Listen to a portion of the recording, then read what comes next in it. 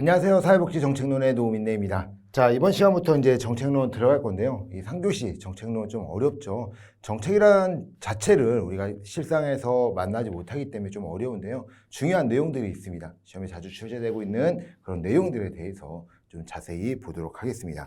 자, 첫 번째로 이제 사회복지의 개념인데요. 제가 생각하고 있는 사회복지 개념, 인간의 삶의 질 향상을 위해서 노력하는 전반의 행동들을 이제 사회복지 개념이다라고 이제 이야기하는데, 자, 윌렌스키와 르보는 이 자녀적 복지와 제도적 복지로 이야기합니다. 자녀적 복지라고 하는 건 선별 복지라고도 얘기할 수 있고요. 그리고 이제 제도적 복지는 보편적인 복지다라고도 이야기할 수 있습니다. 그래서 뒤쪽에 보면은 선별주의와 보편주의, 그다음에 제도주의와 제도적 성격과 자녀적 성격 이런 내용들이 나오는데 따로따로 외우기보다는 같이 묶어서 자녀적 성격과 선별주의, 제도적 성격과 보편주의가 같다라고 생각하시면 되겠습니다. 자, 두 번째는 로마니신이 이야기합니다. 로마니신은 소극적 개념과 적극적 개념을 이야기하면서 우리 이제 과거와 현재로 이제 이야기를 하고 있는데요. 우리가 좀 전에 이야기한 것처럼 렌스키와 르보의 자녀적 성격과 제도적 성격을 이야기했습니다. 그래서 자녀적 성격이라고 얘기하는 것은 자, 보완적 성격이라고 이야기할 수 있는데요. 쉽게 얘기하면 어려운 사람들을 도와준다라는 거죠. 이것을 먼저 도와주는 것은 아니고요. 어려워진 상태. 그러니까 쉽게 얘기하면은 우리가 뭐 어떤 문제가 생긴 이후에 해결해 주려고 하는 성격들을 가지고 있다. 그걸 왜 도와주냐? 시행거예요.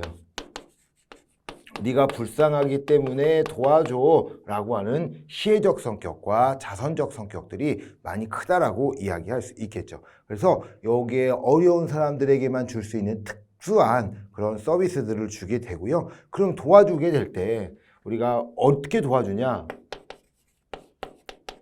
최저선입니다.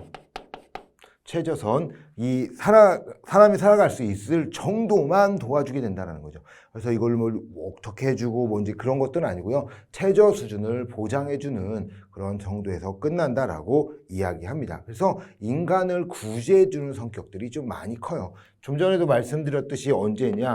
사후입니다. 일이 터진 어떠한 문제가 생긴 이후에 이 사람들을 도와줘야 될 사람이냐 아니냐라는 것들을 선택하게 되고 그 후에 도와주게 된다. 그래서 우리 도와주는 공급자의 성격에서 나타나는 것이 과거였습니다. 이 과거라고 얘기는 하지만 자녀적 보완적 성격과 같다라고 생각하셔도 돼요. 이제 로마니신 과거에서 그러면 이제 현재로 들어옵니다. 자, 그러면 현재는 어떻게 들어가냐? 자, 자녀적 보완적 어려운 사람들에게만 도와준다? 그렇지는 않고요. 이제는 예전과 성격이 달라졌습니다. 그래서 자, 제도적 성격을 갖고 있는데 우리가 쉽게 생각하면 누구나 모든 사람들을 도와주려고 한다라고 이야기하죠. 보편주의예요, 보편주의. 뭐 선별주의, 아까도 이야기했듯이 보완적, 선별도 들어갑니다. 선별에서 들어가는 것들처럼 이 제도적 성격과 자, 보편적 성격을 가지고 있다. 그래서 누구나 도와주려고 합니다. 중산층까지도 모두 도와주려고 하는. 뭐 문제를 본다라고 하면 우리 이제 아동수당들이 있죠. 만 8세 아이들이 받을 수 있는 아동수당 이런 것들처럼 모든 아이들에게 선별 없이 주려고 한다. 자, 이게 이제 시의 성격들, 자선의 성격들로 서비스를 받았었는데 이제는 그렇지 않습니다. 시혜나 자선 이런 생각들로 받는 것이 아니라 시민이에요. 시민권이라는 권리로서 서비스를 받을 수 있게 된다라고 이야기를 해요. 그래서 시민권이 생기면서 자, 권리로서 서비스를 받게 되는 거죠. 내가 우리나라 국민이기 때문에 받는 거야 라고 얘기하는 거지 내가 불쌍해서 받는 거야 라고 얘기는 하지 않습니다. 그래서 어떻게 도와줄 거냐?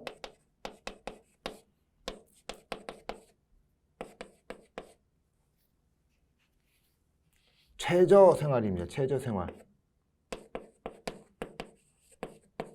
자, 우리 최저선이라고 아까 얘기했죠. 그래서 이거를 최저생활이라고 얘기한다고 하면 이 현재는 최적 생활입니다. 여기서 말하는 최적 생활이라고 얘기하는 것은요, 100개가 필요하다라고 하면 100개를 전부 다 준다는 뜻입니다. 여기는 100개가 필요하다고 해도 네가 야 일 안 하는데 100개 다 주면 안 되겠지 해서 뭐 50개만 준다든지 이렇게 한다면 최적 생활은 넘치지 않고 필요한 만큼 중산층까지 주겠다라고 이제 이야기하죠. 이걸 언제 주냐? 사전에 줘요, 사전에. 일이 터지기 전에 욕구가 클라이언트가 가지고 있던 문제가 생기기 이전인 욕구 상태에서 문제를 주려고 한다라고 이야기하고요. 좀 전에 이제 이야기한 것처럼 이용자요. 이용자가 받는 사람들의 입장에서 서비스를 받으려고 변화하고 있다라고 말씀을 드리겠습니다. 그래서 예전과 다르게 현재는 클라이언트 입장에 맞춰서 클라이언트에 맞춰 서비스를 주고 있다라고 이야기합니다. 그래서 이런 것들이 이제 변하게 되는데요. 이거는 좀 전에 말씀드린 것처럼 자녀적 성격과 제도적 성격, 선별주의와 보편주의에 대한 내용하고 똑같습니다. 그래서 과거에는 자녀적 성격, 선별주의였다라고 하면은 현재는 제도적, 보편적 내용이다라고 해서요. 같이 알고 있으면 됩니다. 같이 이렇게 알고 있다가 내용에 파악을 하면 된다라고 말씀을 드립니다. 자, 그리고 이제 우리 사회복지 정책의 개념이 있는데요. 아까도 제가 말씀드렸듯이 인간의, 즉 주민들, 사람의 삶의 질 향상이 가장 큰 목적이다. 사람이 살아가는 데 있어서 부족함이 없게끔 만들어주려고 하는 것. 자, 그것이 바로 사회복지 정책의 개념이다라고 얘기해요. 자, 그러면 거기에는 주택, 뭐 교육, 조세, 노동 정책들이 들어간다라고 얘기하는데요. 우리가 요거를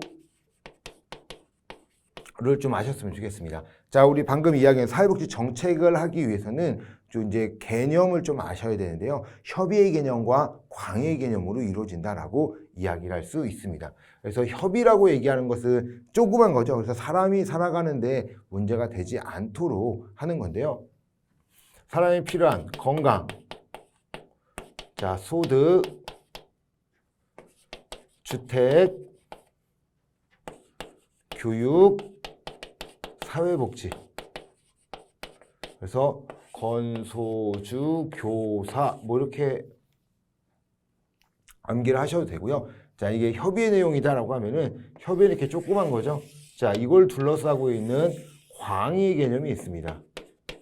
광의의 개념이 있는데 이 광의의 개념은 좀 더 큰 겁니다. 그래서 노동 정책들을 좀 얘기하는데요. 이 협의는 건강 서비스, 소득 서비스, 주택 서비스, 교육 서비스, 사회복지 서비스, 이게 서비스로 좀 본다라고 하면은 이 광의로 가면은 정책 쪽을 좀 보시면 돼요. 그래서 그 서비스를 주기 위한 규정들을 만든다라고 생각하시면 되는데요. 자, 노동 정책이 있고요.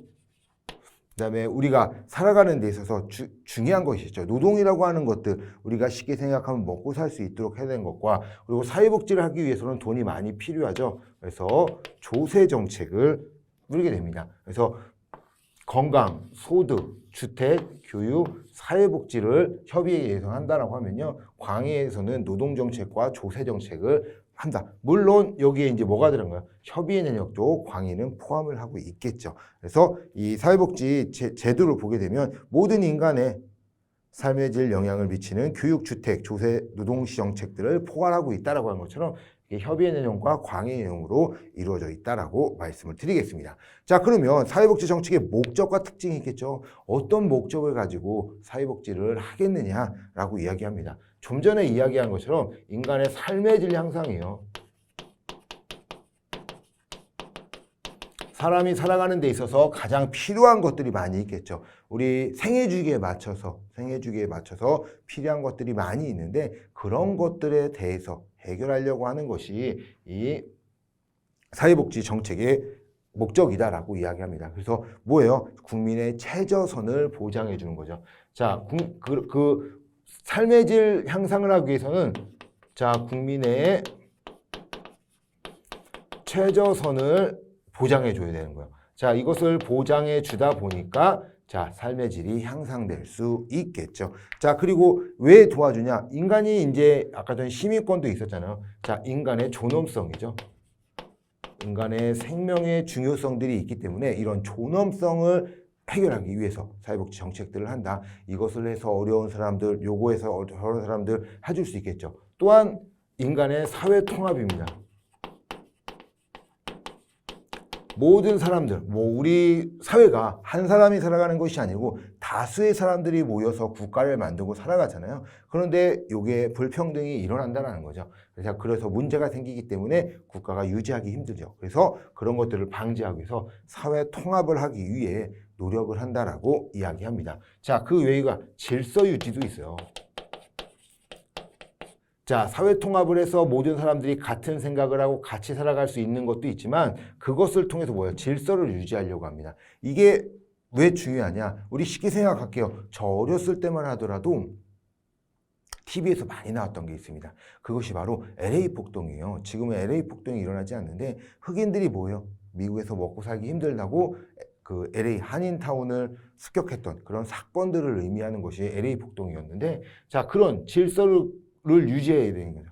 먹고 살지 못하다 보니까 그런 사회 문제들이 생기게 되는 거죠. 그래서 그런 사회 문제라든지 이런 질서를 유지하기 위해서 한다. 어떻게 할 거냐? 소득을 재분배해야 되겠죠.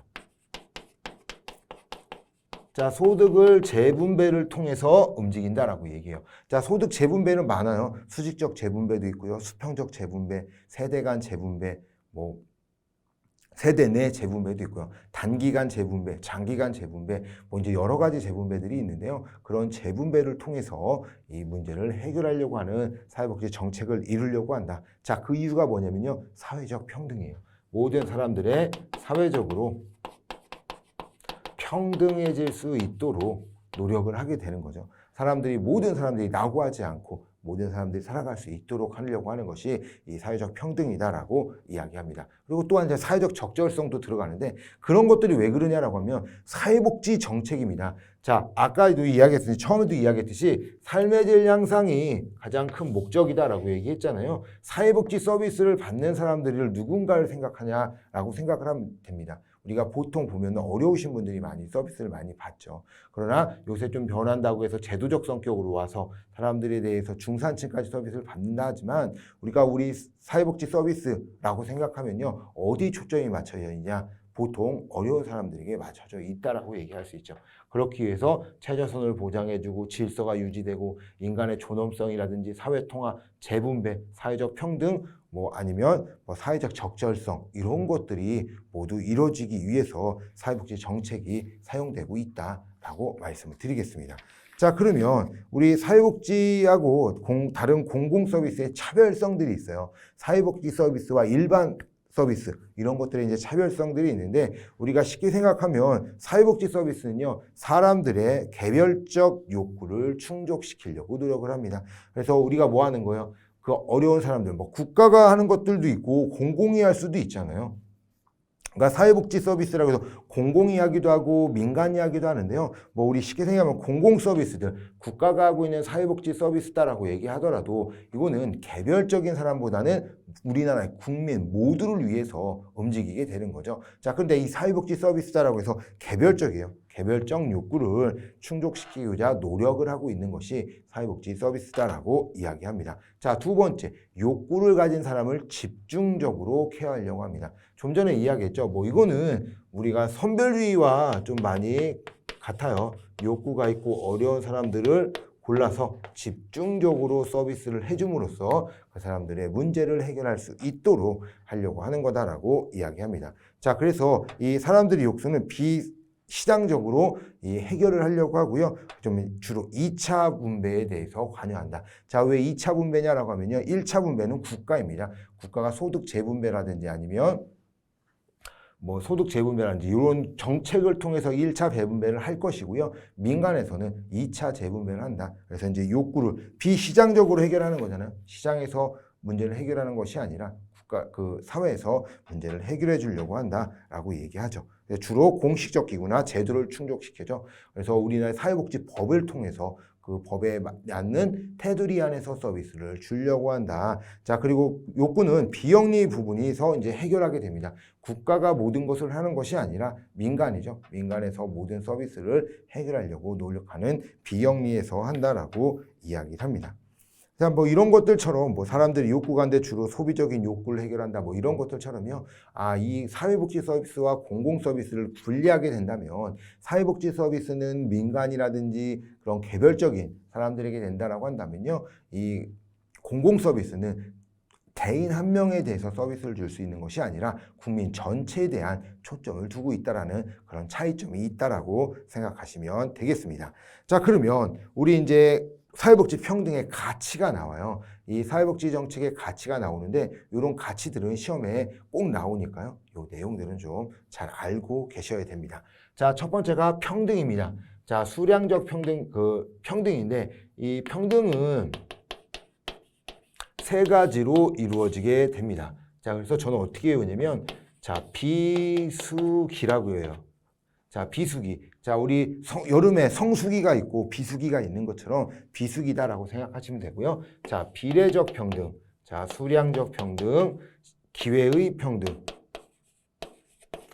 기회의 평등으로 이루어진다라고 좀 보시면 되겠습니다. 그래서 우리가 이제 비례, 수량, 기회의 평등 요 세 가지로 이루어지는데요. 요 평등이 왜 어떻게 이루어지는가라는 것을 좀 보셔야 됩니다. 그래서 우리 책에는 이제 수량적 평등이 먼저 나와 있기 때문에 자, 수량적 평등을 먼저 보도록 하겠습니다. 자, 수량적 평등은요. 일단 사회주의에서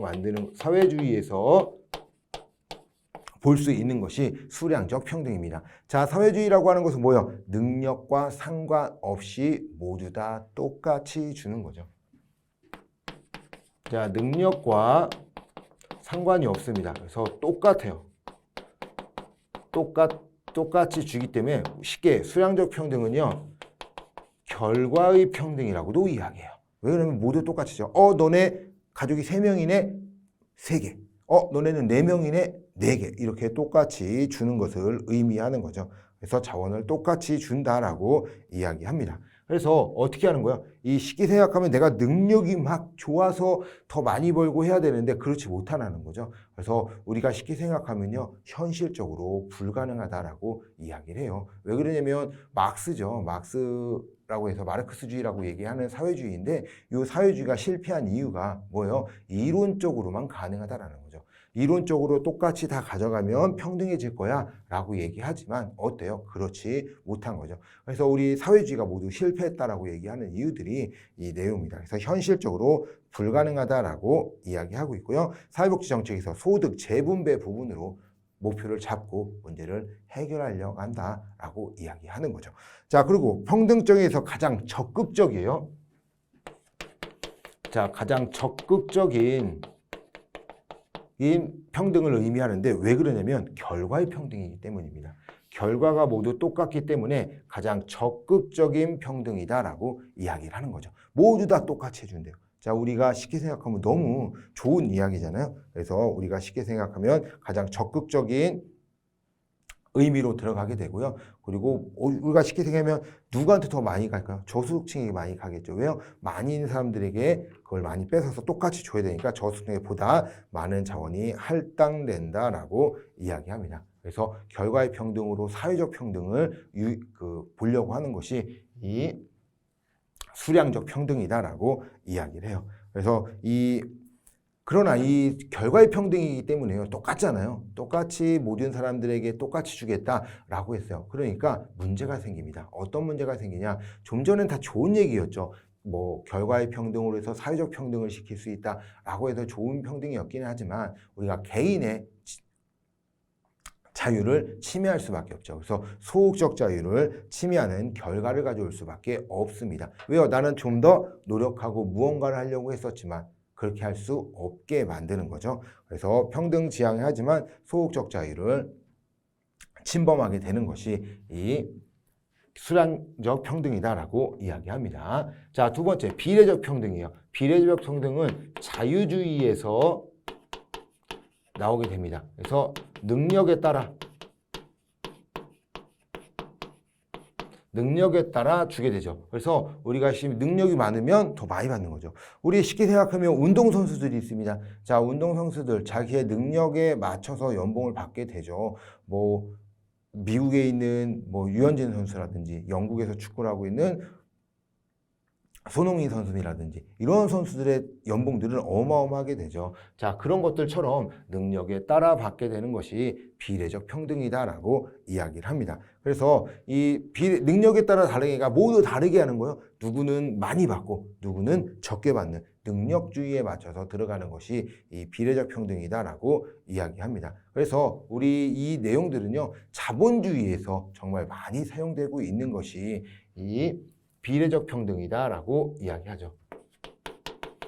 자본주의에서 많이 사용하고 있습니다. 자, 그러면 어떻게 해야 할까요? 자, 그런 것들 때문에 많은 세금들을 내고 있죠. 그래서 우리 좀 전에 이제 비유했던 뭐 류현진 선수라든지 뭐 손흥민 선수라든지 연봉이 많긴 하지만요, 그 사람들이 세금을 내고 있는 세금들은 보통 40에서 45, 8% 사이의 세금들을 내고 있다라고 이야기할 수 있습니다. 자, 그러면서 어려운 사람들도 도와줘야 되겠죠. 자, 능력에 따라 하다 보니 어려운 사람들도 있을 수 있습니다. 그래서 그 어려운 사람들도 도와주게 되는데, 그 도와줄 때 어떻게 도와주냐? 우리 똑같이 도와줄 수는 없어요. 사회주의처럼 너가 능력이 없다 하더라도 똑같이 3인 가족이니까 3개 줄게 이럴 수는 없다라는 거예요. 그래서 우리가 쉽게 생각하면 도와주긴 하게 되는데요, 열등처우 원칙입니다. 열등처우. 열등처우라고 얘기하는 것은 가장 적은 임금을 받는 사람보다 더 처우가 열등해야 된다라고 이야기하는 거죠. 왜 그러냐? 그렇지 않는 이상 노력하지 않고 아무것도 하지 않기 때문이다라고 이야기합니다. 그래서 우리가 열등처우 원칙이라든지 사회보험 같은 경우도 또 다르죠. 우리 국민연금이라든지 뭐 사학연금이라든지 많은 연금들이 있습니다. 그래서 이제 이 연금들에 대해서 금액을 보게 되면 어때요? 무엇이 때문에 틀려요? 그러니까 보험료죠. 보험료입니다. 보험료. 자, 보험료를 얼마를 냈느냐에 따라 달라진다라고 이야기해요. 자, 국민연금 같은 경우 9%, 사학연금, 공무원연금, 군인연금은 17에서 18%를 내게 되죠. 그렇기 때문에 내는 부분들이 2배 이상 들어가기 때문에 연금액이 좀 차이 날 수밖에 없다라고 이야기할 수 있겠죠. 그래서 이런 방식들이 이 비례적 평등에 들어간다라고 이야기합니다. 자, 그리고 이제 우리 이런 게 있어요. 이 비례적 평등은요, 뭐 딱 주는 데 있어서 확실한 자원들이 있습니다. 자, 우리 A에게는 얼마 주고 B에게는 얼마 주고 C에게는 얼마 주고, 자, 이런 것들에서 기준을 전제로 한다는 거예요. 어떠한 기준이 있기 때문에 너는 무엇을 했기 때문에 이렇게 주는 거야. 너는 국민연금을 30년 동안 냈기 때문에 이 금액이 나가는 거야. 이렇게 한 것처럼 딱 기준이 정해져 있다는 거죠. 그래서 그 기준에 맞춰서 모든 것들을 하게 된다라고 이야기를 하겠습니다. 자, 뭐 긍정적 차별 또는 적극적 차별은 사회 불이익 집단에 대한 부정적 차별을 보상하는 것으로 공평의 가치를 저해하는 것으로 볼 수 없다라고 이야기합니다. 왜 그래요? 차별을 받는다는 거죠. 자, 우리가 쉽게 긍정적 차별, 뭐 적극적 차별이래요. 그래서 우리가 쉽게 생각하면 어려운 사람들에게 대해서 그 사람들에게서 차별을 받는 거죠. 그러니까 우리가 쉽게 생각하면 A와 B가 있습니다. 자, A는 열심히 일을 해서 돈을 벌고 있고요. 또 B도 뭐 열심히 하지만 임금이 적어서 B에게 서비스를 받게 돼요. 자, 그러면은 이런 것들이 이제 사회 불이익 집단이잖아요. 자, 이런 불이익 집단에게 이제 서비스를 주는 것들이 보상하는 것이 이 사회적 공평을 저해하는 것으로 볼 수는 없다라고 얘기하는 겁니다. 그래서 서로 어려운 사람에게 더 도와주겠다라고 얘기하는 겁니다. 자, 그래서 들어가는데 그런 내용들보다는 이런 비례적 평등, 수량적 평등, 능력에 따라 달라진다라고 얘기하는 것들, 그리고 가장 적극적인 성격들을 갖고 있는 것들이 이 수량적이다라고 생각을 하시면 됩니다. 그래서 수량적 평등과 비례적 평등은 아예 반대되는 개념이에요. 반대되는 개념이기 때문에 그런 내용으로 이루어진다라고 얘기하고요. 자, 기회의 평등이 있는데 기회의 평등의 가장 중요한 단어는 뭐냐? 기회만 평등하다라는 겁니다. 기회만 평등한 거예요. 자, 그럼 뭐가 평등하지 않을까요? 자, 결과는 평등하지 않습니다. 왜요? 결과가 평등하면 안 되겠죠. 왜? 이게 이제 결과의 평등이라고 하는 수량적 평등이기 때문에요. 그렇게 되지 않습니다. 자, 방금 이야기한 것처럼 비례적인 열등처우 원칙이라든지 보험료처럼 이게 차등을 한다라고 했잖아요. 자, 기회평등도 마찬가지예요. 기회만 주는 겁니다. 기회만. 그래서 결과가 똑같지 않아요. 그래서 우리 쉽게 생각하면 시험을 보내요. 저소득, 그다음에 아니면 장애인 전용, 뭐 장애인이라든지 뭐 저소득 이런 학교, 대학을 간다고 한다든지 아니면은 시험을 보는 데 있어서 장애인에게 시험 시간을 더 준다든지 뭐 이런 것들이 들어가요. 아니면 국가유공자에서 취업이라든지 이런 거에 더 점수를 준다든지 이런 것들이 다 기회평등이다. 그러나 어때요? 우리가 쉽게 이렇게 볼 수 있겠죠? 뭐 장애인 5명을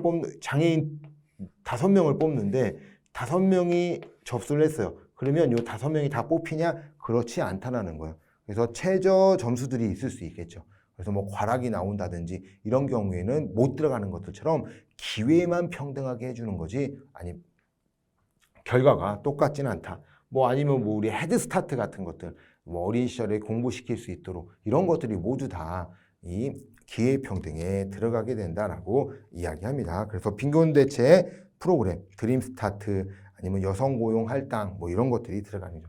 그래서 가장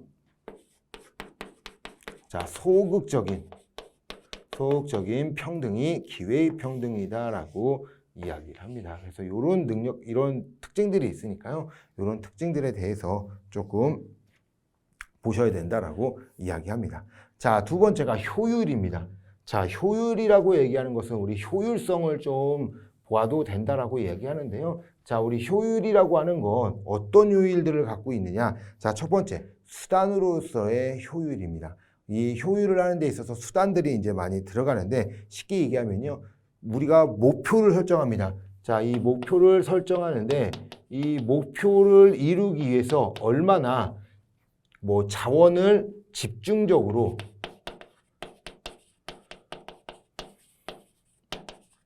할당했는가라고 보는 것이 이 수단으로서의 목표다라고 이제 이야기하는 거죠. 그래서 집중적으로 투입하고 아니면 뭐 집중적으로 투입이라고보다는 목표로서의 이제 내용이다라고 하면요. 거기에 얼마나 목표를 달성하는 데 있어서 수단으로서의 목표를 달성하는 데 있어서 얼마나 적절했는가라고 이야기하는 겁니다. 그러니까 효율이니까요. 목표를 이루는 데 있어서 투입에 비해 산출이 얼마나 나왔냐, 얼마나 투입을 해서 얼마나 이익을 이뤄냈는가라고 보는 것이 이 수단으로서의 효율이다라고 생각을 하시면 됩니다. 그래서 투입한 거에 비해서 얼마나 이익을 얻었냐. 자, 그러면 이 사회복지 정책에서는 이 두 가지로 이루어지게 되는데요. 이 볼 수 있는 것이 이제 대상 효율성과 운영 효율성입니다. 자, 대상 효율성이라고 얘기하는 것은 방금 이야기한 것처럼 얼마나 집중적으로 할당을 했는가라는 거. 집중적으로 할당했다라고 하는 것은 뭐예요? 필요한 대상이 있겠죠. 필요한 대상이 있어요. A, B, C, D 뭐 10명이 있는데 그중에 3명이 너무 힘들어요. 그러면 우리가 갖고 있는 자원들을 3명에게 집중적으로 투입을 해서 이 3명이 살아가는데 부족함이 없게끔 만들 수 있었냐라고 물어보는 것이 대상 효율성입니다. 그래서 얼마나 집중적으로 할당했는가라고 하는 거고요. 두 번째가 운영 효율성이에요. 자, 운영 효율성인데, 자, 운영 효율성이라고 얘기하는 것은 운영을 하는 데 있어서 다른 비용이 빠져버리면 안 된다는 거예요. 그러니까 내가 어떠한 목표를 가지고 거기에 모든 것들을 넣어야 되지. 그 목표를 대상을 하기 위해서 운영을 하는 데 있어서 운영 비용이 최저로 들어갈 수 있을 때 운영 효율성이 높다라고 얘기하는데요. 자, 우리 공공부조를 예를 들게요. 자, 우리 공공부조가 있습니다. 자, 우리 이제 공공부조의 대표적인 것이 국기법이죠. 국민기초생활보장법이 있어요. 자, 국기법은 우리 이제 소득, 중위소득으로 보게 되고 50% 이상 될 때 서비스를 받을 수 있게 됩니다. 자, 그러면 여기서 문제가 되죠. A, B, C, D가 있어요. 그러니까 1, 2, 3, 4가 있는데 누구는 도와주고 누구는 안 도와줘야 될까? 알 수가 없겠죠. 어떻게 해야 돼요? 뭘 해야 되냐? 조사를 해야 됩니다. 조사를 해야 돼요. 자, 그럼 조사를 해야 되는데 이 조사를 하는데 공짜로 할 수 있을까요? 아니겠죠. 조사하는데 비용들이 들어간다는 거야. 그래서 우리가 이 어려운 사람들을 도와주기 위해서 100이라고 하는 예산을 설정해 놨어요. 근데 조사하는데 5개를 사용합니다. 조사하는데 5개를 사용해요. 자, 그러면 우리가 줄 수 있는 것이 95개가 되겠죠. 자, 조사했더니 자, 1, 2, 3, 4, 5, 6, 7, 8, 9, 10에서 100명이 있었어요. 100명이 있어서 다 힘들대요. 그래서 100명이 있었는데 힘들다고 막 했는데 봤더니 뭐 하는 거예요? 자, 1부터 30까지가 힘든 거야. 자, 그래서 그렇구나라는 것을 5개를 조사하면서 알게 됐어요. 그래서 요 나머지 95개를 어떻게 한 거예요? 1부터 30까지 집중적으로 할당을 하게 되는 거죠. 이것이 국민기초생활보장법입니다. 그래서 조사를 해서 중위소득의 밑에 있는 중위소득 뭐 50% 이상이냐 40% 이상이냐라고 해서 뭐 교육급여부터 생계급여까지 받게 받는데, 자, 그렇게 할당하는 거죠. 자, 그것이 뭐예요? 대상 효율성인 거예요. 얼마나 집중적으로 할당하느냐. 자, 그런데 여기서 문제가 생깁니다. 어떤 문제가 생기냐? 야, 5개. 자, 너네가 우리가 조사하지 않고 섰다고 하면 100개를 사용할 수 있는데 지금 조사함으로써 5개가 빠져서 95개밖에 사용하지 못하지 않느냐라고 이야기하죠. 100개를 사용해야 되는데 그중에 5개가 빠져서 95개밖에 사용하지 못하느냐. 이것이 운영효율성이 좋지 않다라고 얘기하는 겁니다. 자, 그럼 예를 들면 공공부조로 봤죠? 자, 공공부조로 국기법으로 보게 된다고 하면요. 국기법은 대상효율성은 높습니다. 대상효율성은 높아요. 단 운영효율성은 떨어질 수밖에 없다라고 이야기하죠. 자, 이해가 되시나요? 이해할 수밖에 없다. 그 이유들이 방금처럼 소득에 대한 내용들이에요. 조사함으로써 그러니까 대상자, 대상효율성이라고 하는 것은 집중적으로 할당을 할 수 있느냐, 운영효율성은 운영을 하는 데 있어서 그 비용이 목표를 설정했던 그 사람에게 다 가야 되지 다른 곳으로 빠져나가지 않는 것을 의미한다라고 말씀을 드립니다. 그래서 운영하는 데 비용을 얼마나 유적절하게 투입할 수 있는가를 보는 것이 이 운영효율성이다라고 이야기합니다. 그래서 공공부조는 대상효율성이 높지만 운영효율성은 낮을 수밖에 없다는 것이, 공공부조는 뭐 하는 거예요? 다 자산조사, 소득조사를 통해서 대상자를 선정하기 때문이다라고 이야기합니다. 자, 이것이 바로 이제 목표효율성이다. 그러니까 수단을 위한 효율성인데 그 목표를 이루기 위한 방법들로요. 자, 대상효율성과 운용효율성이 있다라고 이야기합니다. 자, 두 번째가 뭐가 있냐? 효율에 대한 그 내용인데요. 이 파레토 효율이라고 얘기합니다. 이 배분의 이제 효율이라고 하는데, 배분적 효율이라고 하는데, 파레토 효율성이 뭐냐면 우리가 이제 쉽게 생각하면 이런 거예요. 어떠한 것을 하기 위해서, 그러니까 쉽게 얘기하면 자, A와 B가 있습니다. 자, A가 수익을 높이기 위해서는, 내가 이제 이익을 얻기 위해서, A가 이익을 얻기 위해서는 다른 사람은 손해를 봐야 된다라고 이야기하는 것이 이 파레토 효율성이에요. 왜 그러냐면 전체적 재화는 정해져 있기 때문이죠. 자, 우리 예를 들면 자, A와 B가 있어요. 자, A와 B가 있는데 둘이 이제 일을 합니다. 자, 그래서 A는 사장이고 B는 종업원이에요. 그래서 A가 이야기합니다. 자, A가 원래 이제 8대 2로 계약을 했어요. 8대 2로 해서 장사가 너무 잘 됐어요. 그래서 예를 들어 둘이 이제 돈을 벌었던 게 뭐 1,000만 원을 벌었어요. 하루에, 한 달에. 그래서 이제 1,000만 원을 벌어서 200만 원을 주고 800만 원을 사장이 갖고 갑니다. 그랬더니 종업원이 이야기하는 거예요. 사장님, 제가 생각해보니까 좀 그렇다. 저희 월급을 올려주세요. 400만 원 주세요. 라고 이야기합니다. 자, 그랬더니 400만 원 달래요. 그랬더니 그럼 사장은 600을 갖고 와야 되는 거냐? 자, 이런 것이 이제 파레토 효율성이라는 거예요. 왜 그러냐면 성호 저하는 정해져 있죠. 1000이라고 딱 정해져 있어서, 그래서 6대 4로 이게 갖고 갈 수밖에 없겠죠. 종업원이 많이 갖고 가면 사장은 그만큼 줄어들 수밖에 없다라는 겁니다. 자, 그러면서 이 파레토 효율성은요, 어떻게 할 거냐? 방금 이야기한 것처럼 인간은요, 어때요? 자신의 이익을 얻으려고 생각을 많이 합니다. 이것저것 이야기를 많이 하겠죠. 생각을 하겠죠. 자, 그러면서 가장 유리한 것을 선택하게 돼요. 자, 종업원이 이렇게 얘기했더니 사장도 생각할 때 종업원이 얘가 일을 열심히 해주고 얘가 그 요리를 잘했기 때문에 돈이 더 많이 나왔어. 이건 알겠어. 라고 생각을 하죠. 그래서 뭐라고 그래요? 3대 7로 하자. 내가 300만 원을 줄게. 라고 이야기합니다. 자, 그럼 어떻게 할까요? 여기서 판명이 나겠죠. 종업원이 6대 4 얘기해서 이게 캔슬 되든지 아니면 사장이 얘기했던 7대 3 뭐 이제 얘기합니다. 그랬더니 뭐라고 하냐면 사장이 나는 6대4는 안 되고 7대3 그래서 300만 원 줄 테니까 뭐 이거 받고 일을 하든지 아니면 뭐 다른 곳을 알아봐라 라고 한다면 총무부는 어떻게 해요? 내가 얘기 안 했으면 200만 원 받았을 텐데 300만 원, 400만 원은 아니더라도 300만 원 받으면 괜찮네 라고 하면서 7대 300만 원에 계약할 수 있겠죠. 자, 요런 것들이 이제 파레토 효율이다라고 이야기하는 겁니다. 그래서 우리가 쉽게 생각하면 누군가 이익을 얻기 위해서는 누군가를 손해봐야 되고요. 인간이 그 선택할 때 어때요? 내가 손해를 보더라도 사장도 감당할 수 있는 정도의 그래서 뭐한가 합의를 보게 된다라고 얘기하는 것이 이 파레토 효율성이다. 그래서 한 사람이 손해를 봐야 한 사람을 이익을 볼 수 있다라고 얘기하는 것이 파레토 효율이다라고 이야기를 하는 겁니다. 자, 이제 세 번째가 자유입니다.